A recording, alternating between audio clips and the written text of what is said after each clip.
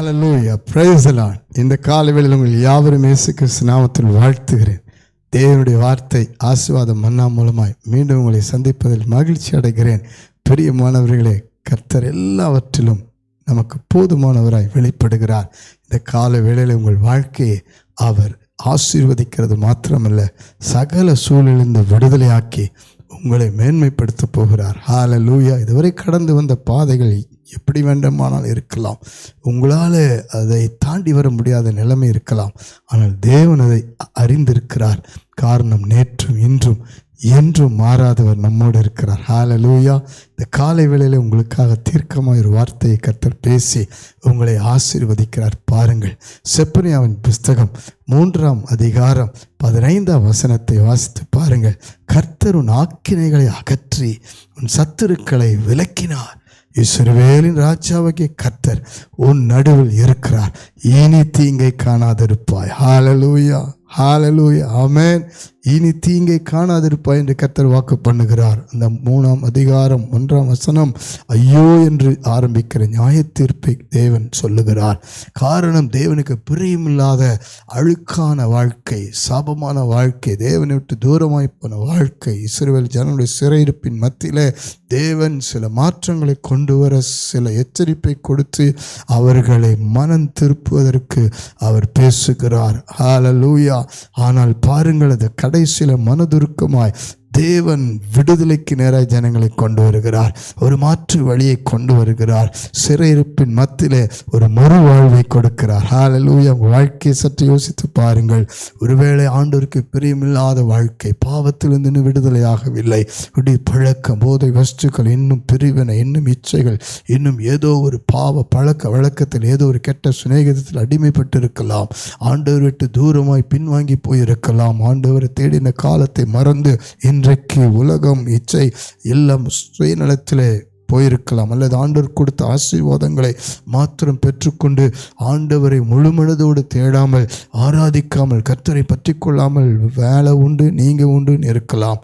அல்லது ஆண்டவருக்கு சில காரியங்களிலே ஆண்டவரை பிரியப்படுத்தாமல் இருக்கலாம், முக்கியத்துவம் கொடுக்காமல் இருக்கலாம். கவலைப்படாதீர்கள். அது நிமித்தம் நிறைய பாதிப்புகள் வந்திருக்கலாம். இஸ்ரவேல் ஜனங்களைப் போல உங்களுடைய வேலை ஸ்தலங்கள், குடும்ப வாழ்க்கை, உங்களுடைய தனிப்பட்ட வாழ்க்கை, ஆவிக்குரிய வாழ்க்கை, ஊழியத்தில் தேவன் உங்களுக்காக முன்குறித்திருக்கிற திட்டங்கள், தரிசனங்கள், மேன்மைகள், ஆசீர்வாதங்கள், உயர்வுகள் எல்லாம் உங்களுக்கும் பிள்ளைகளுக்கு வராதபடி தடையாயிருக்கலாம். கவலைப்படாதீர்கள். கல்வாரி சிலுவிலே எல்லா ஆக்கினைகளை தன்மேல் சுமந்தார் என்று வேதம் சொல்லி, நம்மை நலமாக்கும் தண்டனை, ஆக்கினை அவர் மேல் வந்தது என்று சொல்லப்பட்டிருக்கிறது. ஆகவே இனி கர்த்தர் உங்கள் ஆக்கினைகளை அகற்றுகிறார். ஆக்கினைகள் மிகுந்த வேதனை உள்ளது.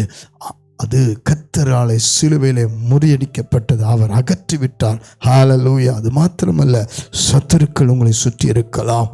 ஒருவேளை நீங்களே கூட ஆண்டவரை பின்பற்றாதபடிக்கு ஆண்டவருக்கு விரோதமாய் காணப்படும் பொழுது இப்படிப்பட்ட போராட்டங்கள் வரலாம். ஆகவே சத்துருக்களை குறித்து நீ கவலைப்படாதிருங்கள். உங்களுக்கு விரோதமான சத்துருக்களை தேவன் விலக்கி போடுவார். விரோதமான ஆயுதம் வாய்க்காதே போகும். அது மாத்திரமல்ல, கர்த்தர் உங்கள் நடுவில் இருக்கிறார். பரிசுத்தராய் இருக்கிறார். விடுதலின் தேவனாய் இருக்கிறார். வைராக்கியம் உள்ளவராக இருக்கிறார். சுகமாக்குறவராக இருக்கிறார். கூடவே இருக்கிறார். அவர் ஆலோசனை கர்த்தராக இருக்கிறார். கைவிடாதவராக இருக்கிறார். ஹல்லேலூயா.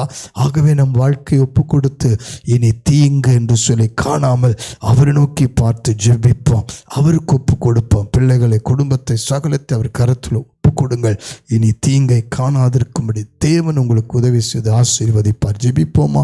அன்பின் பரலோக பிதாவே, இந்த காலை வேளையில் உம்மை துதிக்கிறோம், ஸ்தோத்தரிக்கிறோம், நன்றி செலுத்துகிறோம். ஜெபிக்கிற அத்தனை குடும்பத்திலும் இருக்கிற தீங்கு, ஆக்கினைகள், சத்துருக்கள் எல்லாவற்றின் நடுவிலும் கர்த்தர் இருந்து ஒவ்வொருவருடைய வாழ்க்கை விடுவித்து, புதுப்பித்து, பரிசுத்தப்படுத்தி சாட்சியாய் வாழ செய்யும்படி ஜெபிக்கிறேன். என்ன வேதனை, என்ன துக்கம், என்ன பாடு, என்ன கண்ணீர், என்ன பாவ போராட்டம், எந்த எந்த பிசாசின் திட்டங்கள், எந்த விதமான கெட்ட கிரியைகள் எல்லாம் துரத்தி அடிக்கப்பட, அப்புறப்படுத்தப்பட, ஆக்கினை தீர்ப்புகள்லாம் விலகி போக கர்த்தாவே நீர் தாமே விடுதலை ஆக்கும் ஆண்டவரே. ஆண்டவரே, கோர்ட் கேசுகளிலிருந்து எத்தனை ஆக்கினைகள், எத்தனை சத்துருக்கள் எல்லாவற்றை விலக்கி அப்புறப்படுத்தி தீங்கை இனி காணாமல் ஜெயத்தை கட்டளையிடும்படி ஜெபிக்கிறோம்ப்பா. ஆண்டவரே, பிள்ளைகள் வாழ்க்கை, குடும்ப வாழ்க்கை, கணவன் மனைவி வாழ்க்கை, ஆவிக்குரிய வாழ்க்கை, வேலை ஸ்தலங்களில் இருக்கிற போராட்டம் எல்லாவற்றிலும் விடுதலை கொடுத்து கர்த்தர் தாமே தீங்கை காணாதிருக்க தேவன் எல்லா தீங்குக்கு விலக்கி காத்து கொள்ளும்படி ஜெபிக்கிறேன். உமக்காக இன்று முதல் பரிசுத்தமாய் வல்லமையாய் வைராக்கியமாய் சாட்சியை வாழ ஒப்பு கொடுக்கிற அத்தனை பெரிய ஆசீர்வதியும் இயேசு கிறிஸ்துவின் நாமத்தில் ஜெபிக்கிறோம் ஜீவனுள்ள நல்ல பிதாவே.